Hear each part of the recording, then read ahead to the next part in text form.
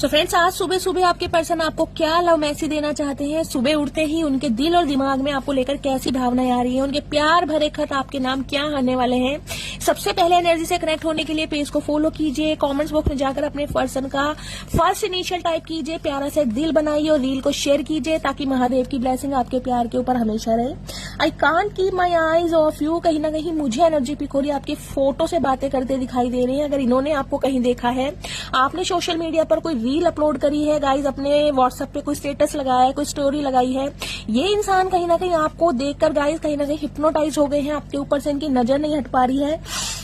Will you accept me again, अगर आप दोनों नो कॉन्टेक्ट सिचुएशन में है, बातचीत कम हो गई है, तो गाइज कहीं ना कहीं दोबारा आपको प्रपोज करना चाह रहे हैं, दोबारा कहीं ना कहीं आपके दिल में जगह बनाना चाह रहे हैं। I am wearing mask of ego, लेकिन ईगोस्टिक इंसान है, ईगो के चलते कहीं ना कहीं रिश्तों को वो प्रायोरिटी नहीं दे, वो सेकंड चांस की एनर्जी है, सेकंड चांस मांगने आज ही आ रहे